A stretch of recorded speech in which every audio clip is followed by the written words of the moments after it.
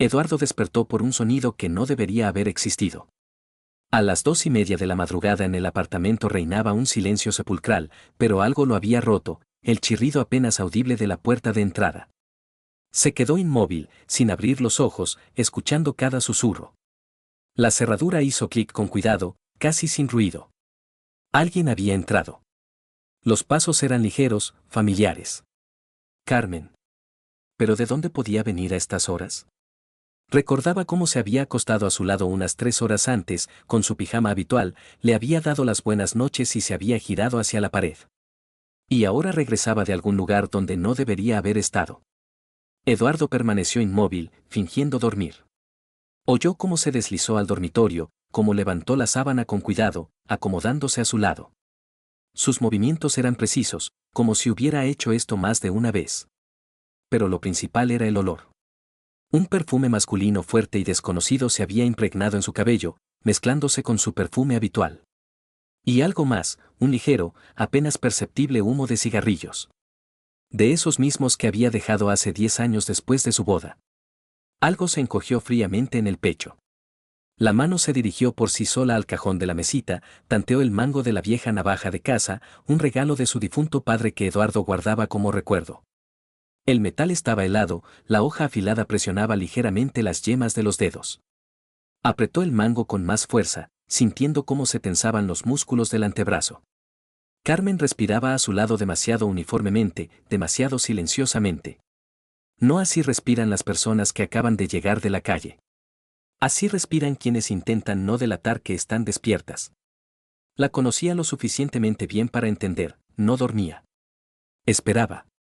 ¿Pero qué? Eduardo permaneció así hasta la mañana, escuchando su respiración.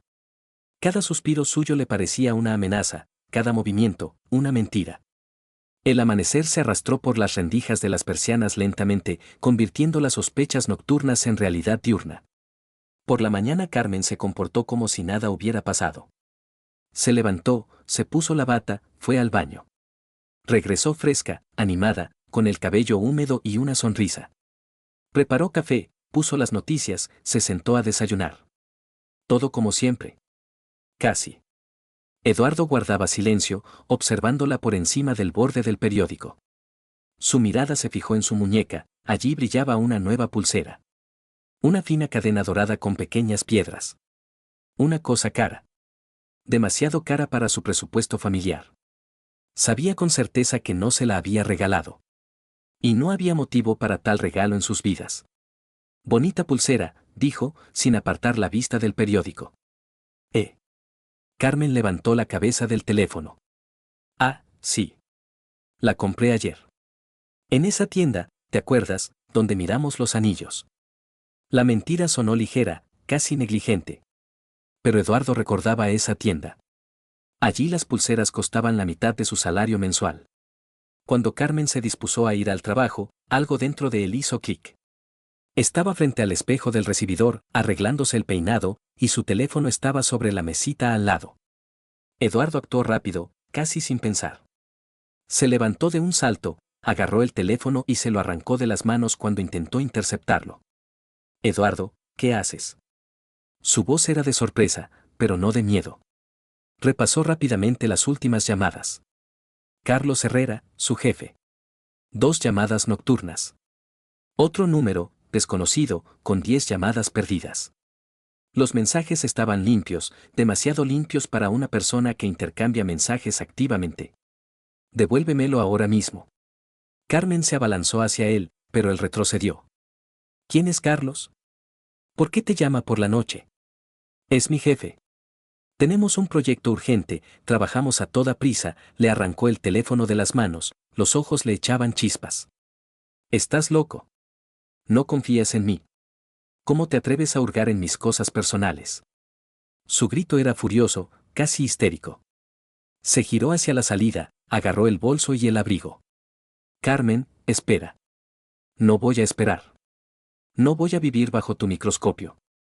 Eres un paranoico. La puerta se cerró de un golpe con tanta fuerza que los cristales de las ventanas temblaron.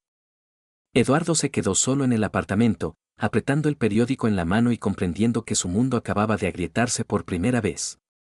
El silencio después del portazo resonaba en los oídos como una campana. Eduardo se quedó en el recibidor, mirando el lugar vacío donde acababa de estar Carmen, y sintió cómo se alzaba dentro una ola ardiente de ira.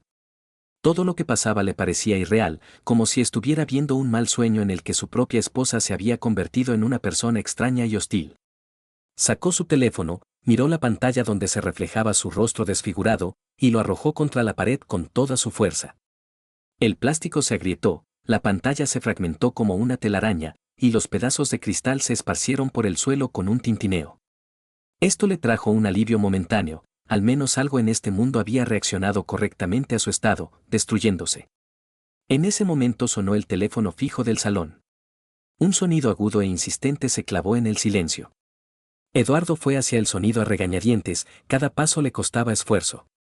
¿Papá? La voz de Miguel era fina, temblorosa. El chico de 17 años, que solía hablar con un tono grave y ligeramente burlón, ahora sonaba como un niño asustado. ¿Qué ha pasado? Mamá llamó, estaba llorando. Dijo que la habías pegado. El mundo se tambaleó. Los últimos restos de la vida habitual se derrumbaron definitivamente. Carmen no solo se había marchado dando un portazo. Había asestado un golpe por la espalda, involucrando a su hijo en el conflicto. Lo había convertido de esposo en tirano doméstico. Y lo había hecho al instante, profesionalmente, como si se hubiera preparado de antemano para tal desarrollo de los acontecimientos. ¿Dónde estás ahora? Preguntó Eduardo con voz ronca. En el colegio. En dirección. No sé qué hacer, la voz de Miguel estaba llena de desconcierto y miedo. Mamá dijo que tiene miedo de venir a casa. Eduardo colgó el teléfono sin escuchar hasta el final. Agarró las llaves del coche de la mesa y salió corriendo del apartamento. La escalera pasaba bajo los pies, bajaba saltando escalones, y en la cabeza martilleaba un pensamiento: tenía que llegar hasta el hijo antes de que la mentira echara raíces definitivamente. En el colegio lo recibió la jefa de estudios, una mujer seca con ojos cansados y expresión habitualmente doliente. Decía algo sobre los valores familiares, sobre lo importante que era resolver los conflictos pacíficamente, pero Eduardo no la escuchaba. Solo veía a Miguel, sentado en una silla junto a la pared en la recepción. El hijo estaba encorvado, miraba al suelo, y toda su postura gritaba que tenía miedo y no entendía lo que pasaba. Vámonos a casa, dijo Eduardo, poniéndole la mano en el hombro. Miguel alzó los ojos hacia él, en ellos se leían preguntas para las que el padre no tenía respuestas. Salieron del colegio en silencio. En el portal los esperaba Carmen. Ya había vuelto, pero tenía aspecto de haber vivido una catástrofe. Por la mejilla le bajaba un arañazo fino, en la sien se amorataba un hematoma. La ropa estaba ligeramente arrugada, el pelo despeinado. La imagen perfecta de una víctima de violencia doméstica. Al verlos, retrocedió un paso, tapándose instintivamente la cara con la mano. Me caí en la escalera, dijo, dirigiéndose no a Eduardo, sino al hijo. Salía corriendo llorando y tropecé. Pero Eduardo vio sus ojos. En ellos no había desconcierto de víctima. Había cálculo frío. Usaba sus propias heridas como arma contra él. Miguel miraba alternativamente a los padres. En su cara se leía confusión, no sabía a quién creer. Carmen se dio cuenta y lo aprovechó al instante. No tengas miedo, cariño, dijo, atrayendo al hijo hacia sí. Estoy aquí. Todo irá bien. Basta. Rugió Eduardo. Basta de este teatro. ¿Qué teatro? Carmen alzó hacia él ojos llenos de indignación justa. Te abalanzaste sobre mí con acusaciones, me asusté, salí corriendo y me caí. ¿Y ahora encima me acusas de que lo monté a propósito? Subieron al apartamento los tres, pero Eduardo se sentía extraño en su propia casa. Carmen y Miguel estaban juntos, y él aparte. Como un agresor del que hay que defenderse. Eduardo pasó a la cocina. Se sirvió un vaso de agua. Las manos le temblaban tanto que el agua se derramó sobre la mesa. Levantó la vista y vio cómo Carmen le decía algo en voz baja a Miguel. El hijo asentía, alejándose cada vez más del padre con la mirada. En ese momento algo dentro de Eduardo se rompió definitivamente. Apretó el vaso de cristal en la mano y lo estrelló contra el suelo con toda su fuerza. El cristal estalló, los pedazos se esparcieron en todas las direcciones. Uno de ellos, el más pequeño, rebotando del azulejo, rozó a Carmen en la mejilla, dejando una fina línea escarlata. Ella gritó, más por lo inesperado que por el dolor. Miguel se apartó de un salto, apretándose contra la pared. Se acabó todo. La voz de Eduardo se quebró en un rugido. Estoy harto de esta farsa. Ahora el cuadro estaba completo. Aquí estaba él, el marido desequilibrado que arrojaba la vajilla. Aquí su víctima, con sangre en la cara. Carmen había obtenido exactamente lo que necesitaba. Eduardo se dio la vuelta e irrumpió en el dormitorio. Sacó del armario la vieja mochila de excursión y empezó a meter en ella las primeras cosas que encontró, un jersey, varios libros, el cargador. No pensaba en lo que cogía. Lo principal era marcharse, estar lo más lejos posible de esta casa donde su propia familia se había convertido en sus enemigos. Agarrando la mochila, pasó corriendo junto a Carmen y Miguel, que se habían quedado inmóviles en el pasillo. En la cara del hijo vio miedo e incomprensión. En la cara de la esposa, fría satisfacción. Eduardo salió por la puerta y la cerró de tal golpe que en el apartamento temblaron todos los cristales. Después bajó corriendo por la escalera hacia el coche y en los oídos resonaba el tintineo del vaso roto y el silencio después de su propio grito. Eduardo corría por la autopista nocturna, apretando el volante tan fuerte que los nudillos se le pusieron blancos. Sus ojos estaban rojos, de la ira, de la noche en vela, de darse cuenta de que su vida acababa de hacerse pedazos. Los faros de los coches que venían de frente le cortaban la vista con rayos afilados, pero no reducía la velocidad. El velocímetro marcaba cifras que en otra ocasión le habrían hecho frenar. Iba hacia Miguel, un viejo amigo que vivía en las afueras en su propia casa. La única persona que podía escucharlo sin juzgarlo. ¿Qué podía contarle al amigo? ¿Que su esposa lo había traicionado y su amante lo había golpeado y abandonado a morir en el bosque? No. Necesitaba respuestas. Respuestas de verdad. La carretera se extendía por la zona industrial, pasando gasolineras y cafeterías de carretera, la mayoría ya cerradas. De repente el teléfono estalló con una llamada. La pantalla se iluminó, número desconocido. Eduardo pulsó el manos libres, sin reducir velocidad.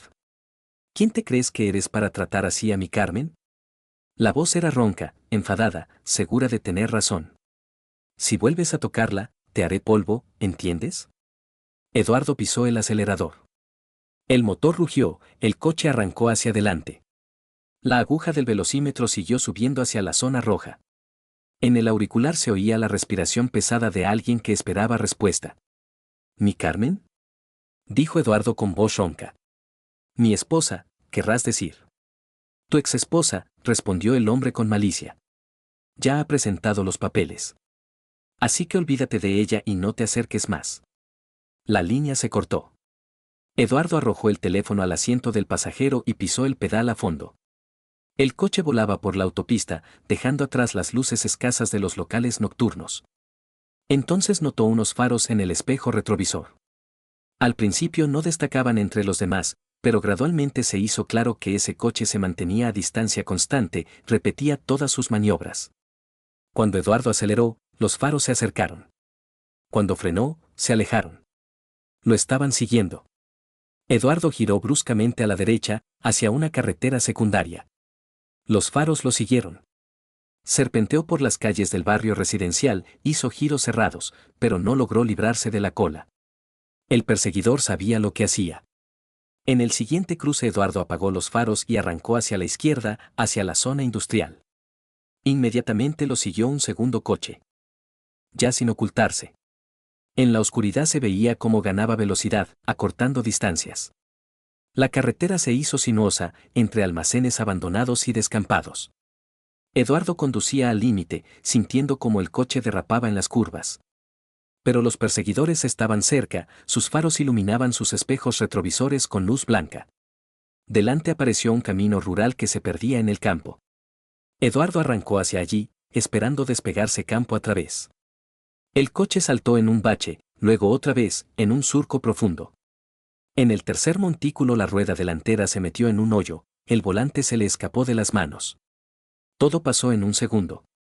El coche derrapó, dio varias vueltas sobre sí mismo y se estrelló con un golpe sordo contra el grueso tronco de un álamo de la orilla. El parabrisas estalló en miles de fragmentos, los airbags se dispararon con un estruendo ensordecedor, golpeando a Eduardo en la cara y el pecho. El mundo se balanceaba. Le zumbaban los oídos. Eduardo desabrochó con dificultad el cinturón de seguridad y salió del coche destrozado. Las piernas no lo sostenían bien, ante los ojos flotaban manchas de colores. El capó estaba aplastado, del radiador salía vapor. Detrás de él se detuvo el segundo coche. Se cerraron las puertas de golpe. Eduardo se volvió y vio como del todoterreno oscuro saltaban 3 hombres. El primero era Carlos Herrera, alto, de físico atlético, con una chaqueta cara. Detrás iban 2 matones en chándal. Uno de ellos tenía la cara desfigurada por una sonrisa. Bueno, ¿qué? ¿Se acabó el juego, archivero? Rugía Carlos, acercándose. ¿Pensabas que podrías escaparte de mí? Eduardo miró alrededor. Estaban solos en una carretera vacía, lejos de cualquier testigo. Las casas más cercanas a varios kilómetros. Tanteó con la mano una piedra del tamaño de un puño, la levantó y se volvió de cara a los hombres que se acercaban. No te acerques, advirtió con voz ronca. Carlos solo sonrió y hizo una señal con la mano a sus hombres. Los matones se movieron hacia adelante. La piedra silbó cortando el aire.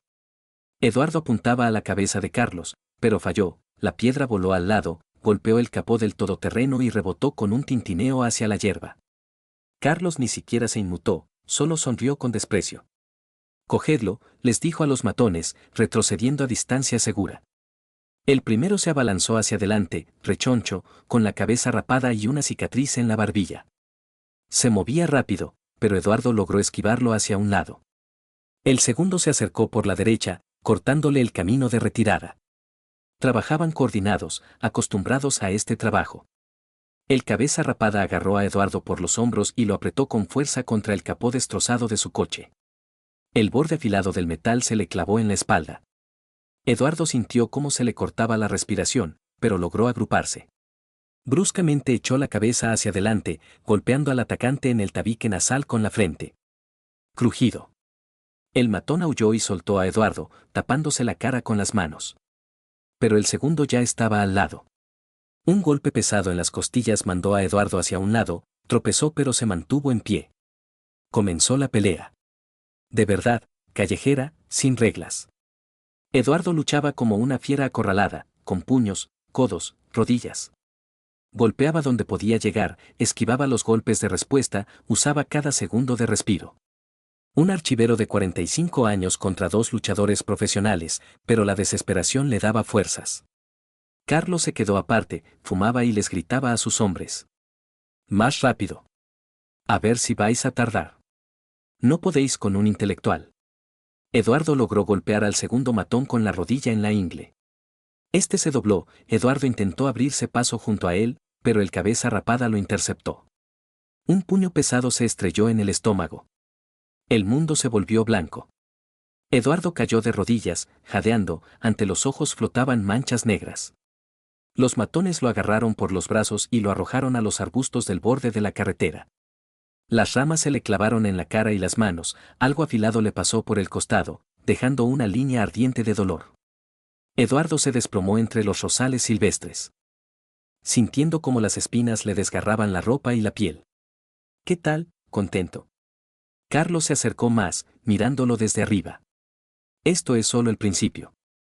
La próxima vez será peor. Los matones se reían, sacudiéndose las manos. Uno de ellos, el de la nariz rota, maldecía. Evidentemente consideraban el asunto resuelto. Justo en ese momento Eduardo vio su oportunidad. Mientras celebraban la victoria, él permanecía inmóvil, fingiendo estar más golpeado de lo que realmente estaba. El dolor en el costado era agudo, pero no crítico. Las piernas obedecían. Lo principal es que se habían relajado. Eduardo se levantó bruscamente y se lanzó hacia un lado. El movimiento fue tan inesperado que los matones simplemente no tuvieron tiempo de reaccionar. Se deslizó entre ellos como una sombra y corrió hacia el bosque que se oscurecía a unos 50 metros de la carretera. ¡Para!, gritó Carlos. ¡Atraparlo! Detrás sonaron gritos, el estrépito de botas pesadas, el crujir de ramas que se rompen. Los matones se lanzaron en persecución, pero Eduardo ya había desaparecido entre los arbustos. Corría sin ver el camino, abriéndose paso entre la maleza, tropezando con raíces, cayendo y levantándose al instante. Las ramas le azotaban la cara, las espinas le desgarraban la ropa. La respiración le quemaba el pecho. Pero corría, porque pararse significaba el fin.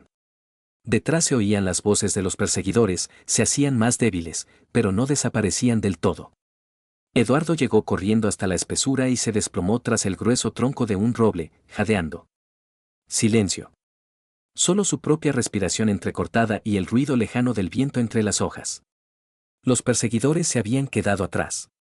Estaba herido, golpeado, pero libre. Y por primera vez en este día de pesadilla sintió algo parecido al alivio. Eduardo volvió a la ciudad a pie. El cuerpo golpeado le dolía con cada paso, la suciedad se le había incrustado bajo las uñas y en el pelo. Iba por los arcenes, evitando las carreteras principales, escondiéndose de los coches escasos. Varias veces se cayó de debilidad, se levantaba y seguía adelante. Al amanecer llegó a su barrio. La idea de ir a casa de Miguel ahora parecía absurda. ¿Qué podía decirle al amigo? ¿Que su esposa lo había traicionado y su amante lo había golpeado y abandonado a morir en el bosque? No. Necesitaba respuestas. Respuestas de verdad. Eduardo sabía de la existencia de una entrada de reserva a su casa, por el sótano donde se ubicaban los almacenes. El viejo sistema de ventilación conectaba el sótano con el apartamento a través de una escotilla de servicio en el trastero. Solo había usado este paso una vez, cuando se olvidó las llaves, pero recordaba el camino. Bajar al sótano resultó sencillo, la cerradura de la puerta llevaba varios meses rota y la empresa administradora no se daba prisa en arreglarla. Eduardo se abrió paso por el laberinto de tubos y cajas, encontró el conducto de ventilación necesario y con dificultad se introdujo por él. La escotilla del trastero cedió después de varios intentos. En el apartamento había silencio, pero no vacío. Ese silencio especial que hay cuando la gente está pero intenta no hacer ruido. Eduardo pasó con cuidado por el trastero, se asomó al pasillo. La luz solo estaba encendida en el dormitorio. De allí llegaban voces amortiguadas. Se acercó a la puerta de puntillas, apretó el oído a la superficie de madera. ¿Dices que se puso como loco? Se reía la voz conocida de Carlos. Tiró los platos, gritó como un demente. La imagen perfecta del tirano doméstico. Ya empezaba a sospechar de verdad, respondía Carmen. En su voz no había ni gota de arrepentimiento, solo preocupación práctica. Menos mal que todo salió bien. Tu tonto ni siquiera se imagina cuánto tiempo llevamos tomándole el pelo, Carlos evidentemente disfrutaba de la situación. ¿Te acuerdas de cómo le sacabas datos para mi tesis? Tan tierno compartiendo contigo sus hallazgos. Pensaba que su esposa se interesaba por su trabajo. Carmen se rió sonoramente, sin sombra de conciencia. Dios mío, sí, estaba dispuesto a enseñarme cualquier archivo con tal de que lo elogiara. Jugaba con sus sentimientos como si fuera un piano. Cariño, eres tan listo, enséñame más de esos documentos, explícame qué significa eso. Y él se creía cada palabra. Eduardo apretó los puños tan fuerte que las uñas se le clavaron en las palmas. Todos esos meses en que pensó que Carmen por fin había empezado a interesarse por su trabajo, cuando le contaba con tanto entusiasmo sus descubrimientos, le enseñaba documentos raros, todo había sido una representación. No solo le era infiel. Lo robaba profesionalmente. ¿Y ahora qué? Continuaba Carlos. Mis chicos le dieron una buena paliza. Creo que tardará mucho en lamerse las heridas. No importa, en la voz de Carmen aparecieron notas prácticas. Mañana por la noche banquete en el hotel por mi nuevo estatus de vicepresidenta. Habrá que formalizar todos los papeles definitivamente. Y no olvides que tendré que hacer algo para nosotros con los documentos de Eduardo. Los últimos materiales que aún no había enseñado. Por supuesto, la voz de Carlos se hizo depredadora. Lo que sea. Ya sabes cómo conseguir de él todo lo que necesitas. Eduardo se quedó inmóvil. Ahora todo estaba claro. No era simplemente un marido engañado. Era víctima de una estafa profesional. Carmen no solo se acostaba con otro, robaba sistemáticamente sus desarrollos científicos, y Carlos los usaba para su propia carrera. Y planeaban continuar. La ira se alzó en él como una ola, ardiente y cegadora. Todas las humillaciones, todo el dolor, toda la vergüenza de los últimos días se concentraron en un punto y explotaron. Ya no podía seguir escuchando. Eduardo empujó la puerta del dormitorio. Las bisagras se desencajaron con un estrépito fuerte.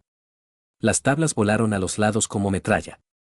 Carmen levantó los brazos, intentando cubrirse el cuerpo con la sábana. Carlos saltó de la cama, los ojos se le agrandaron por lo inesperado.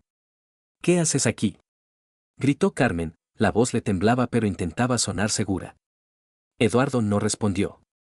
Dio un paso adelante y agarró a Carlos por las solapas, lo empujó con fuerza. Este voló por la habitación, crujiendo con la espalda contra el armario y desplomándose al suelo. Eduardo vislumbró cómo de debajo del armario rodó un pequeño fragmento de madera. De la mesa agarró un pesado pisapapeles de bronce, macizo, frío, con dibujo en relieve. Carlos intentaba levantarse, se agitaba como una fiera herida. Eduardo levantó el pisapapeles y lo bajó a toda velocidad. El golpe cayó al lado de la cabeza. Eduardo se arrepintió en el último momento. Carmen gritó a voz en grito, se lanzó hacia la puerta. Eduardo se acercó de un salto, la agarró por el pelo y la tiró hacia atrás.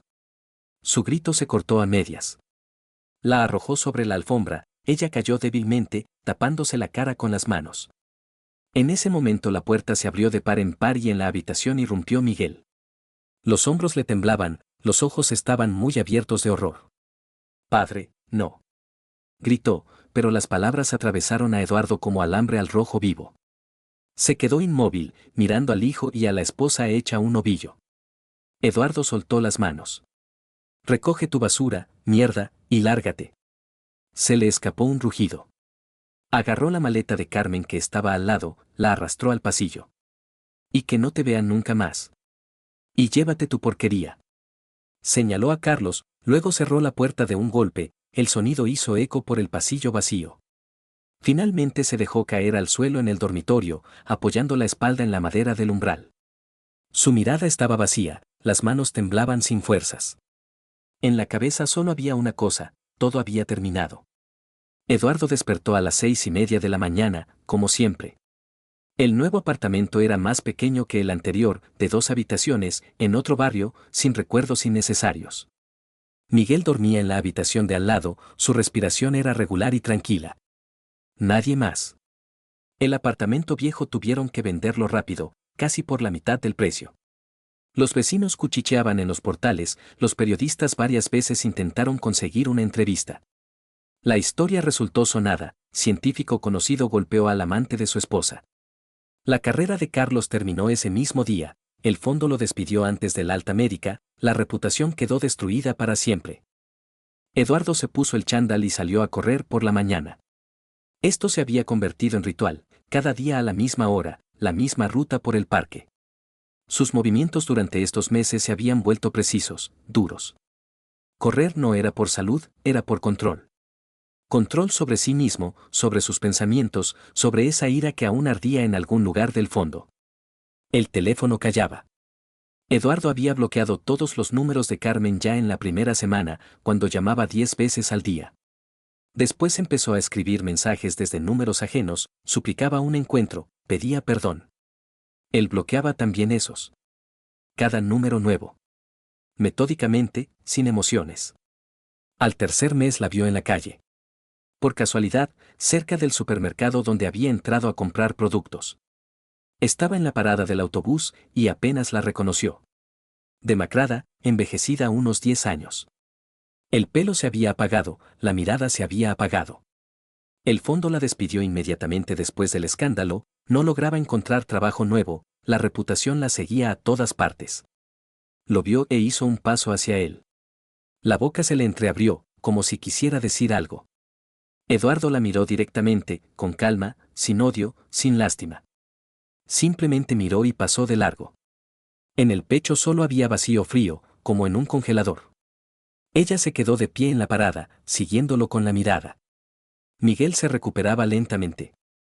Los primeros tiempos después de aquel día casi no hablaba, comía a la fuerza, pasaba los días ante el ordenador. Pero poco a poco empezó a salir del shock. Ahora cenaban juntos con el padre, a veces hablaban, con cuidado, evitando los temas dolorosos. El hijo ya no hacía preguntas sobre la madre. Por lo visto, entendió que algunas cosas es mejor dejarlas en el pasado. Eduardo seguía trabajando en el archivo. El mismo trabajo, los mismos documentos, pero algo había cambiado. La obsesión anterior ya no existía. Hacía su trabajo con calidad, pero sin ese interés ardiente que antes lo obligaba a quedarse hasta tarde. Ahora llegaba exactamente a las 9, se marchaba exactamente a las 6. La vida se había vuelto ordenada, predecible, vacía. La carrera llegaba a su fin. El amanecer se encendía sobre la ciudad, tiñendo el cielo de tonos rosados fríos. Eduardo se paró en un banco del parque, recuperando la respiración. Alrededor había silencio, solo el susurro de las hojas y el ruido lejano de la ciudad que despertaba. Estaba solo. Definitivamente solo. Y había sido su elección. Aquella vida vieja murió aquel día junto con la confianza y el amor. Lo que quedaba se podía llamar libertad. Pero esta libertad olía a esperanzas rotas. Daba paz, pero no felicidad. Eduardo se dio la vuelta y caminó lentamente hacia casa. Por delante había un día normal, trabajo, cena con el hijo, lectura antes de dormir. Una vida sencilla y honesta sin mentiras ni traiciones. Quizás eso era suficiente. Quizás.